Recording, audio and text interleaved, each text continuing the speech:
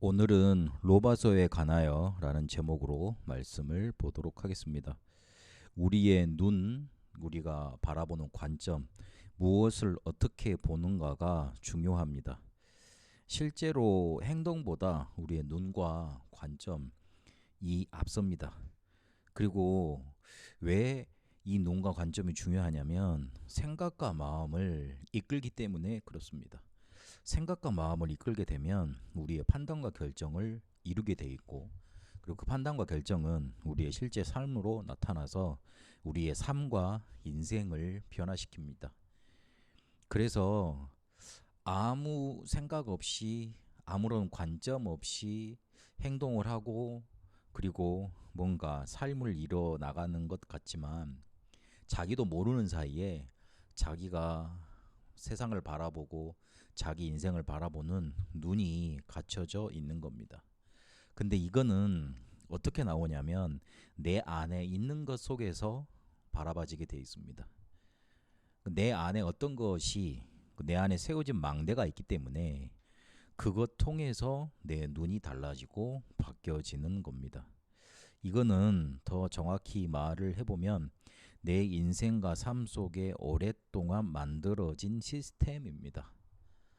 이게 내 속에 흘러 삶을 통해 만들어져 있었기 때문에 이게 내 속에 든든하게 시스템으로 만들어져 있고, 무너질 수 없는 것으로, 좀처럼 바꿀 수 없는 것으로 만들어져 있고, 그게 세상을 바라보고 문제를 바라보는 관점을 바꿔놓는 거고, 그리고 결정하게 되는 겁니다. 근데 무서운 사실은 이 악한 마귀가 우리 인생 속에 집을, 망대를 짓는다는 겁니다. 마태복음 12장 43절 45절에는 예수님이 하신 말씀이 나옵니다. 악한 귀신이 집에서 쫓겨나게 됐습니다.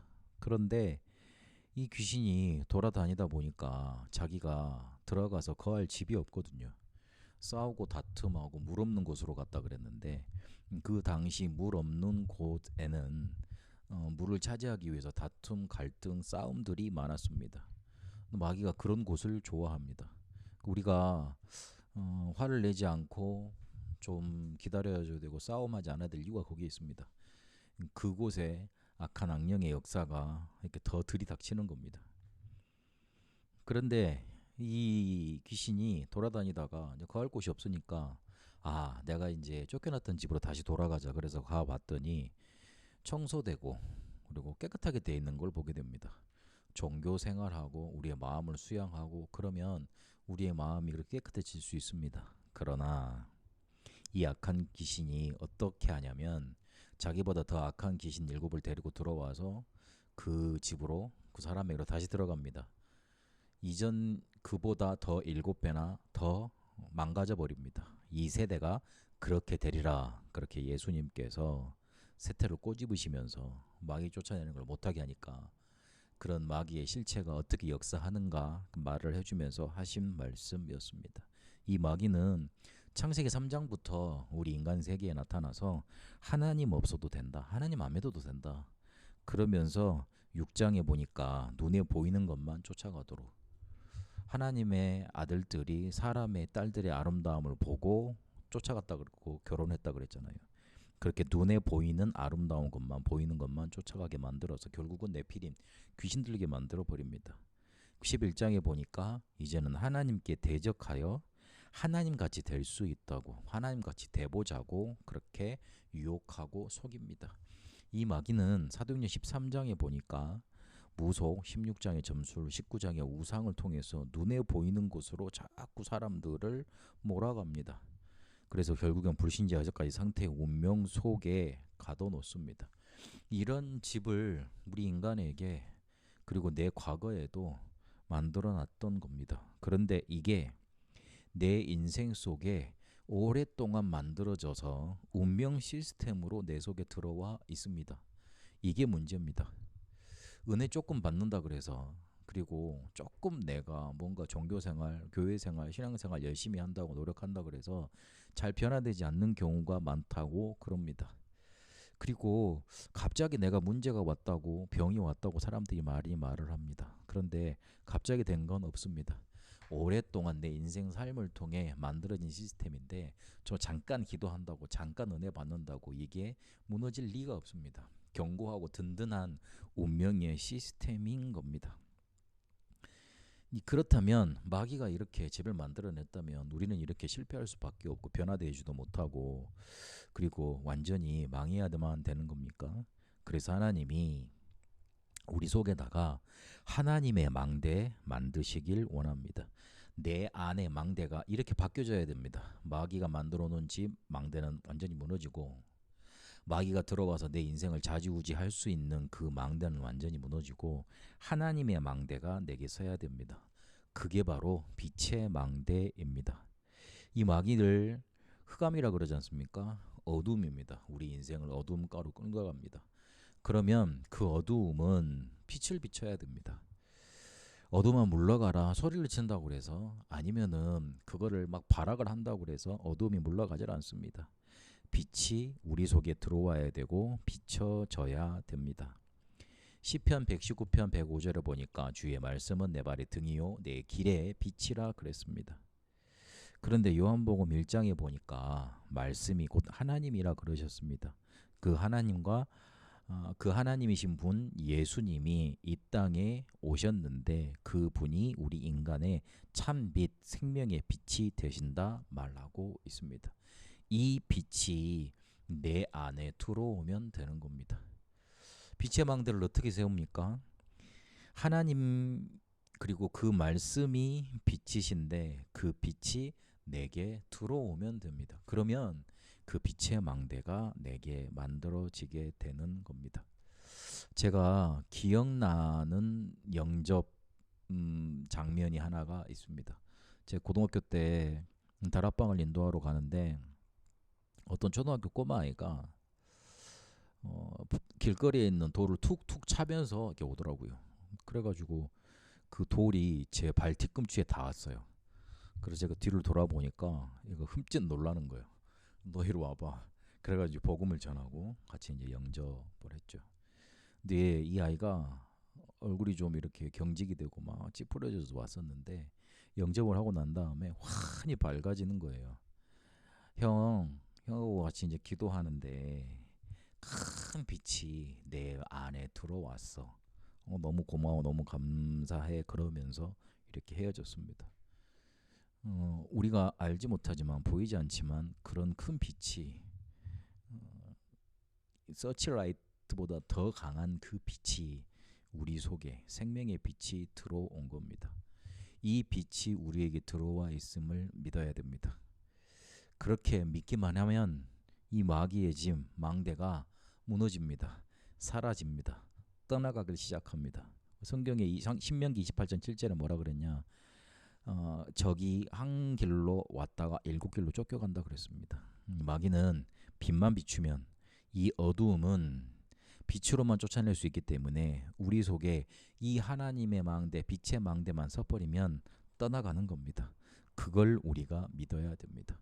이 하나님의 망대가 내 안에 서 있어야 됩니다. 그래야지만 나한테 오는 문제, 내 인생을 바라보는 눈, 그리고 사람을 바라보는 관점 다 달라집니다. 나도 모르는 사이에 마귀가 만들어 놓은 망대로 그 망대에서 나온 눈으로 내게 온 문제를 바라보니 문제 당하면 죽을 것만 같습니다. 이를 만나면 힘들기만 합니다. 사람의 갈등 생기면 너무 피하고 싶고 그 사람이 밉습니다.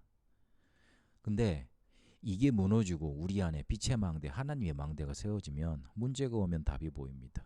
갈등 속에서 갱신할 수 있는 기회가 보입니다. 위기 오면 오히려 하나님의 큰 축복이 기다려집니다. 눈이 바뀌고 관점이 바뀌는 겁니다. 사람들은 눈을 바꾸라고 관점을 바꾸라고 많이 말을 합니다. 그러나 사실상 그게 되질 않습니다. 왜냐하면 오랫동안 내 인생 속에 만들어진 운명 시스템이 우리를 꽉 사로잡고 내 안에 있는 망대로 자리 잡고 있기 때문에 그렇습니다. 내 안에 있는 망대를 이렇게 바꿔야 됩니다. 간단합니다. 예수님을 그리스도로 내 속에 모셔드리면 그때 생명의 빛이 나에게 임하는 겁니다. 그때부터 흑암은 무너집니다. 떠나가게 돼 있습니다. 그러면 이렇게 내 안에 하나님의 망대, 빛의 망대가 세워져 있으면 그거를 다른 사람이 볼 때는 전도의 망대가 되는 겁니다. 내가 사람한테 복음을 전해준 것 같지만 그 사람 입장에서 봐서는 나에게서 하나님이 보이고 복음이 보이고 내가 저렇게 하나님 만나고 싶다 그래야지 전도가 되는 겁니다. 그래서 내 안에 빛의 망대가 생기면 다른 사람에게는 전도의 망대가 되게 되는 겁니다. 이 망대를 세웠던 사람이 바울입니다. 1차, 2차, 3차 전도 여행을 통해서 구브로 섬 그리고 저기 이렇게 안디옥 윗지방 그리고 마게도냐 아시아 지방 완전히 복음화했습니다. 그곳에 제자의 망대를 세워서 교회의 망대를 세워서 세계 복음화를 완성시켜 나가고 있었습니다. 그러면 어디가 남았죠? 이제 로마가 남았습니다. 로마의 본진이 남았습니다. 이 세계 복음화의 본진인 로마를 이제는 가야 되겠는데 그래서 사바나까지 진출을 해서 세계 복음화의 땅끝 마지막 퍼즐을 예수님이 주신 거 그 세계 복음화를 완성하는 마지막 퍼즐을 완성해야 되겠는데 거기로 가려면 로마를 꼭 가야 되겠다 마음을 먹게 되고 그렇게 본 겁니다. 전도의 망대가 세워진 바울에게는 이제는 세계복음화 하려면 로마를 꼭 가야 된다. 그런데 그 로마 교회의 사정을 프리스길라 아굴라가 로마 교회에서부터 왔으니까 이미 듣고 알고 있었을 거 아닙니까? 유대인들이 주류를 잡고 있는데 그 유대인들이 율법으로 많이 이방인들을 정죄하고 그리고 그 둘 간에 갈등이 많다. 이방인들은 이방인대로 제멋대로 살고 있고 유대인은 유대인대로 율법대로 살고 있다. 그래서 복음을 놓치고 있다. 그 말을 들었을 것 아닙니까? 그래서 너희들이 어떻게 구원을 받았는 줄 아냐? 구원이 왜 필요한지 아니? 그 구원이 너희에게 어떻게 들어가서 너희가 구원을 받았는 줄 아니? 그리고 그렇게 변화된 성도의 삶은 뭔지 아니? 그렇게 메시지를 편지로 보낸 겁니다. 로마서의 저자는 바울이라고 말을 합니다. 말씀드렸듯이 이 사람은 이방인과 임금들과 이스라엘 자손들에게 내 이름을 전하기 위해 택한 그릇이라고 하나님이 직접 이렇게 선택을 하신 그런 사도입니다. 신학자가 아니었고요. 단순한 목사가 아니었고요. 전도자였던 겁니다. 빛의 망대가 그 속에 세워져 있으니 전 세계를 살릴 수 있는 전도의 망대로 그렇게 하나님이 세우셨던 거고 쓰도록 인도하셨던 겁니다. 근데 이 사람 속에 어떤 마음이 있었냐면 로마 복음화라는 절대 계획이 있었습니다. 그래서 사도행전 19장 21절이나 23장 27장에 보면 굉장히 큰 성공을 하고 난 뒤에 그리고 재판장 앞에 풍랑 만났을 때 큰 성공을 했다든지 아니면 큰 위기에 닥쳤을 때라든지 항상 그 마음속에는 로마 복음화 이 한 마음, 이 절대 계획이 붙잡혀져 있었습니다. 편함을 추구해도 됩니다. 그만큼 해놨으니까 굉장히 많은 교회를 세웠고 굉장히 많은 사람들을 구원했잖아요. 엄청난 제자들을 많이 이렇게 세웠지 않습니까? 그런데 그는 자기가 해야 될 절대 계획 놓치지 않았습니다. 그러니 로마서 16장 25, 27절에 보니까 이 영원한 작품을 후대에 남기게 돼서 사실상 기독교는 바울이 만들었다. 기독교의 창시자라고 그렇게 불릴 정도로 영원한 작품을 후대에 남기게 됩니다. 이 전도자 바울이 세계복음화를 마무리하려고 사도행전 1장 8절 자기에게 주어진 이방인과 임금들과 이스라엘 자손들에게 내 이름을 전하기 위한 택한 그릇이라는 그 자기의 끝 마지막 사명을 감당하려고 로마로 가야겠는데 그 로마에 있는 교회들에게 보낸 편지가 바로 로마서인 겁니다.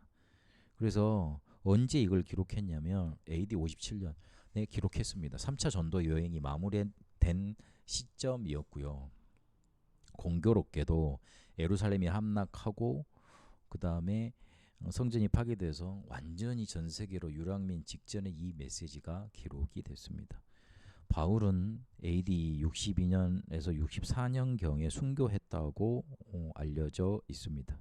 그러니까 그 바울 사역이 거의 마지막 전도 여정이 다 마무리가 돼서 아 그래 어느 정도 내 사역이 마무리가 되겠다. 아 이제 이것만 남았다. 이것 생각할 즈음에 그렇게 기록이 된 겁니다.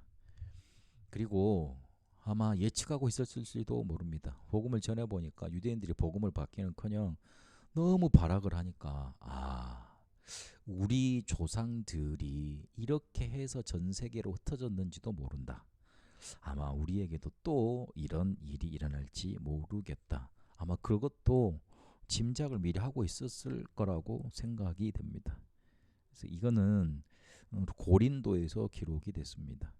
고린도란 지방에 처음 이렇게 바울이 갔을 때 만난 사람들이 브리스길라 아굴라 사람 부부였습니다. 그 사람들을 통해 로마 교회의 일들을 들었을 것 아닙니까?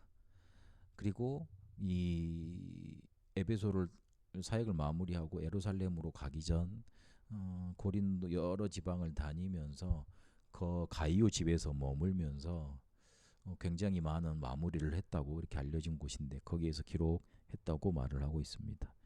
그래서 어떤 내용들이 들어가 있냐면 구원의 필요성, 왜 구원이 너에게 필요한지 그 부분에 대해서 심각하게 다룹니다. 이방인의 죄를 먼저 이렇게 쭉 말을 하면서 그런데 이방인들만 죄가 있냐? 그걸 죄 있다고 판단하는 유대인들은 죄가 없니? 그것 자체가 죄 아니니? 그러면서 율법은 죄를 알려고 주신 것이지 너희들이 율법 있다고 구원을 받았니? 아브라함이 율법 지켜서 구원받은 게 아니고 믿음으로 구원받은 것 아니니? 그래서 모든 사람이 죄에 지금 있고 죄 아래 속에 있어. 그래서 하나님을 만날 수가 없어. 그렇게 구원의 필요성에 대해서 말을 합니다. 그러면서 인간 스스로 일을 해결할 수 없기 때문에 그리스도께서 오셔서 법정으로 이것을 해방시키셨다. 이거를 믿을 때 그 의가 내게도 역사하시게 되는 거다. 그래서 칭의, 의롭다 칭함을 받는 것이다. 그렇게 되는 겁니다. 죄인인데 의롭다 하심을 받았다니 그런 의미인데 그런 의미보다는 우리 인간의 절대 불가능에 대해서 강조하는 말입니다. 그러면 그냥 우리를 의인이라고 하지 그냥 칭이라는 개념을 들고 올 필요가 없잖아요. 우리가 절대 불가능이기 때문에 의롭다고 해줘야 돼요. 안 그러면 구원받을 사람이 아무도 없어요. 그런데 신기한 건 칭의를 받은 그렇게 하나님의 의를 통해 그리스도로 통해 구원받은 사람은 성화되어 나갑니다. 이 성화는 우리가 이뤄가는 게 아닙니다. 성령의 역사고 성령의 사역입니다. 그래서 혹시나 이렇게 물어보더라고요. 왜 예수 믿었는데 구원 받았는데도 저렇게 살아가냐고. 그러면 반대로 생각을 해봐야 된다고 말을 해줍니다. 변화가 일어나지 않는다는 건 혹시나 성령께서 그 안에 안 계시다는 말도 될 수도 있다. 제가 어떻게 구원을 판단하겠습니까마는 변화가 없다는 말, 내가 예수 믿고도 전혀 변화가 없다는 말, 내 마음속에 거리낌 뭔가 보이지 않는 것이라도 그때 드러나는 것 말고 내 마음속에 동요가 없고 기쁨이 없고 그렇다는 말 조금 생각해 봐야 됩니다. 반드시 성령께서 역사하시면 열매 맺게 되어 있습니다. 그게 성화인 겁니다. 그러면서 이스라엘 과거, 현재, 미래를 통틀어 복음에 대해서 설명을 하고 그리고 성도의 삶에서 강조합니다.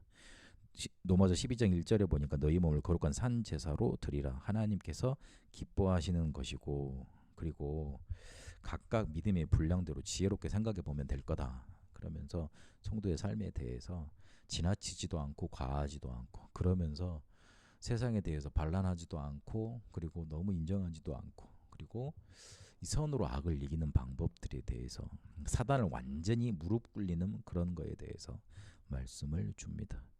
그렇게 지혜롭게 선으로 악을 이기라는 그 말은 결국은 사단에게 지지 않기 위해서입니다.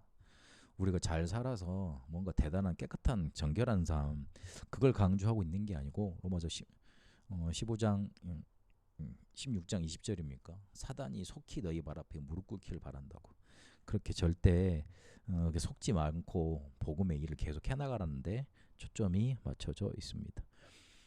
그래서 핵심 성구, 핵심 메시지는 이겁니다. 모든 사람이 죄를 범하였음에 그럽니다. 로마서 3장 23절에 범하였음에 그러면 우리 이제 한국말로는 범했다 그러니까 행위 개념이잖아요. 행동 개념인데 원어에 보면 그렇지 않습니다. 죄가 있다는 말입니다. 행했다는 말과 있다는 말은 좀 말 어투가 틀리죠. 있다는 말은 어떤 상태, 위치를 자리를 말을 하는 말이 되죠. 그래서 죄가 있다는 말은 우리가 죄 속에 거하고 있다는 말입니다.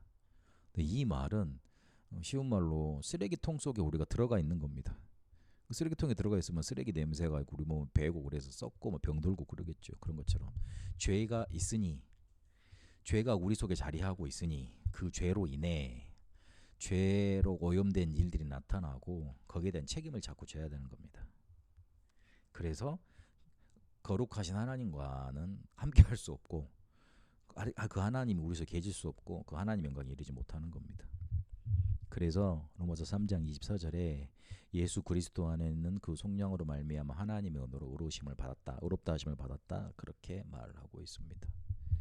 너희는 절대적으로 불가능이야. 그래서 절대 가능인 복음 예수 그리스도가 필요해. 그 말을 강조하고 있는 겁니다. 이 말, 이 핵심 메시지, 이 복음의 정수 때문에 어거스틴이라는 사람은 로마서 13장 13절 14절을 읽고 뭐라고 그랬냐면 밝은 빛이 내 마음속에 밀려 들어왔다. 그러고 난 다음에 자기가 끊지 못했던 어마어마한 문제에서 해방을 받습니다. 그리고 1515년에 마틴 루터가 로마서 1장 17절 이 말씀을 붙잡고 자기의 열적 갈등을 해결합니다. 그렇게 고행을 하고 수행을 하는 수도사였는데 해결되지 않다가 로마서 1장 17절 의인은 믿음으로 말미암아 살리라. 하박국 2장에 있던 말씀을 바울이 인용한 거잖아요. 아, 그래 내가 믿음으로 사는 거지. 그래서 그 믿음으로 하나님의 의가 내게 오는 거지. 그래서 그렇게 영적 갈등이 해결이 되고 1517년에 개종교 개혁을 시작하게 되는 95개 조항을 선포하게 됩니다. 칼뱅도 이 로마서를 듣고 로마서를 보고 믿고 이렇게 종교 개혁에 튼튼한 기반을 마련했고요. 그리고 근래에는 칼 바르트라는 그런 신학자도 이 주석을 쓰면서 굉장히 큰 영향을 미치게 됐습니다. 그만큼 중요한 책으로 우리에게 와 있는 겁니다. 근데 시작은 간단했습니다. 빛의 망대가 만들어진 바울 속에 이것이 전도의 망대로 전달되니 그걸 전 세계로 전달해야 되겠으니 꼭 필요한 곳이 로마였는데 로마를 복음하지 않으면 그 당시 전 세계를 실제로는 건질 수 없었는데 그 속에 살고 있는 로마 교회 사람들이 너무 중요했기 때문에 복음의 가장 핵심에 대해서 가장 정수를 던졌던 겁니다. 하나님은 우리에게 빛의 망대가 내 안에 세워지길 원하십니다. 그래서 그거 세워지면 다른 사람들은 전도의 망대로 그 빛의 망대를 보게 됩니다. 네, 알았습니다.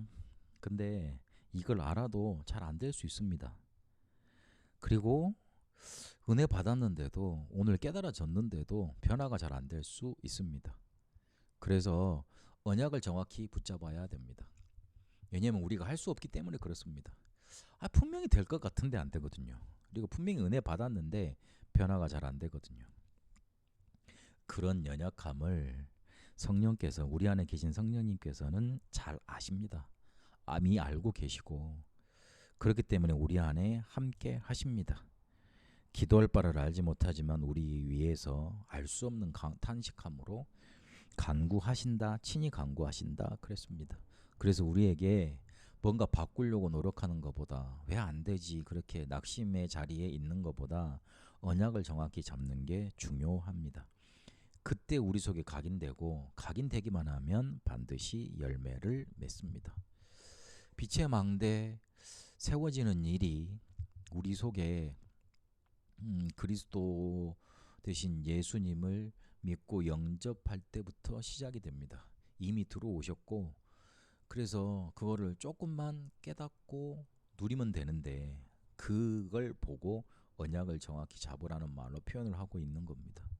그래서 내 안에 계시다는 거 조금만 기억하고 그 언약을 붙잡으면 됩니다. 근데 사실상 거의 놓치고 삽니다. 그러니 빛의 망대가 세워졌다가 무너지고 세워졌다가 무너지고 빛은 들어와 있는데 그 빛의 망대를 그 빛을 발할 수 있는 망대가 자꾸만 이렇게 세워지지 않고 무너지는 겁니다. 그래서 뭘 먼저 하기 이전에 빛의 망대를 정말로 세워버리도록 언약을 정확히 붙잡아야 됩니다. 더 쉬운 말로 구체적으로 말을 하면 그래 내 안에 빛의 망대가 있어야 되겠구나. 하나님 내가 이거 만들게 해주세요. 딱 그렇게만 붙잡으면 됩니다. 굉장히 어려울 때 있거든요. 그리고 굉장히 마음이 범람하고 번민스럽고 막 요동되고 그럴 때 그때 딱 그것만 고백하세요. 하나님 이걸 통해 하나님은 나를 축복하시고 빛의 망대를 세우시려는 기회로 삼으시려고 이거 주신 줄 믿습니다. 그렇게 고백하면 됩니다. 제가 어제 어떤 집에 밤에 신방을 가서 그랬습니다. 자녀 때문에 문제가 와 있는 것 같지만 아니다. 하나님은 이 가정을 실패시키려고 이 문제를 주신 게 아니고, 그리고 또 내가 전도자가 맞다면 전도자를 보내서 이 빛의 복음의 말씀을 전하게 하시는 것은 분명히 이 가정을 살리려는 목적이 있다. 하나님이 축복하시려는 목적이 있다. 그래서 언약을 붙잡고 이 빛이 발해질 수 있도록 언약을 굳게 붙잡으라. 그러면 된다. 하나님의 계획은 그겁니다. 붙잡으면 됩니다. 이때 무슨 일이 일어나냐? 시편 104편 20절 22절에 보니까 말씀 소리를 듣고 말씀 행하는 곳에 있는 천사들, 그의 뜻을 행하는 천군들, 모든 곳에 있는 천사와 천군들이 동원되고 일하는 일이 일어납니다. 이거를 알고 믿고 조금만 기도하면 됩니다. 언약을 정확히 붙잡았으면 그 뒤에 따라오는 일이 이겁니다. 조금만 이 사실을 믿고 분명히 성취가 된다는 사실을 믿고 이 주의 영적인 천군 천사들이 일한다는 사실을 믿고 조금만 믿고 기도하면 됩니다. 어떤 기준을 가지고 하면 되냐면 기도의 망대가 세워지도록 24 기도의 힘과 행복과 그리고 기도로 편안해질 때까지 그때 기도하면 됩니다. 그래서 우리 2분기 세 번째 집중 훈련은 이렇게 시작하려고 합니다. 호흡 집중 기도문을 우리가 지금 한 장짜리로 봤는데 이거를 4장으로 넓혀서 393 축복과 그리고 7대 여정을 쭉 이렇게 이어서 호흡 기도로 해보려고 합니다. 테스트를 해봤는데 한 10분 정도는 기도할 수 있을 것 같습니다. 우리가 기도하다가 딴 생각으로 가고 그래서 다시 돌아오고 하는 경우가 많거든요. 통성 기도를 하라는 이유는 딴 생각, 그러니까 소리질러 기도하다 보면 딴 생각으로 가질 않으니까 집중이 되니까 그걸 내가 들으니까 그러면서 각인되니까 하라는 거거든요. 근데 기도하다가 자꾸 뭔가 이렇게 끊어지고 다른 생각이 나는 건 기도가 아닙니다. 그래서 실제로 뭐 기도 시간 1시간 한다 그러는데 한 5분 정도밖에 기도하는 경우도 있습니다. 고민하고 염려하는 게 절반이거든요. 거의거든요. 그래서 호흡 가지고 기도할 때 집중하는 효과가 가장 큽니다. 그래서 그 기도를 이번에 해보려고 합니다. 로마서를 통해 하나님은 복음의 가장 핵심을 우리에게 바울을 통해서 알게 하셨습니다. 근데 바울에게는 먼저 마귀의 망대가 무너지고 하나님의 망대, 빛의 망대, 이게 내 안의 망대로 든든히 세워져 있었습니다. 그래서 그거를 남한테 전달하도록 전도의 망대로 세워가도록 자꾸 전체적인 계획을 가지고 인도받았던 겁니다. 그런데 로마가 이제 본진을 공격할 때가 됐잖아요. 공략할 때가 됐잖아요. 그래서 거기에 안에 있는 교회들에게 이 복음의 정수 핵심에 대해서 편지로 쓴 게 로마서였습니다. 말씀을 한 주간 잘 보시고 하나님이 주신 빛의 망대, 이게 세워져 가는 그런 기도의 망대 여정을 밟아가게 되시길 바랍니다. 살아계신 하나님, 우리 눈과 관점이 완전히 바뀌도록 우리 속에 하나님의 망대, 빛의 망대 세워지게 하옵소서. 흑암의 망대는 무너지고 마귀가 세워놓은 망대는 무너지고 우리 속에 빛의 망대가 서서 전도의 망대로 비춰지게 하시고 24 기도가 되는 기도의 망대가 세워져서 언약부터 정확히 굳게 붙잡고 그 성취를 누려갈 수 있도록 인도하여 주옵소서. 살아계신 우리 주 예수 그리스도 이름으로 기도합니다. 아멘.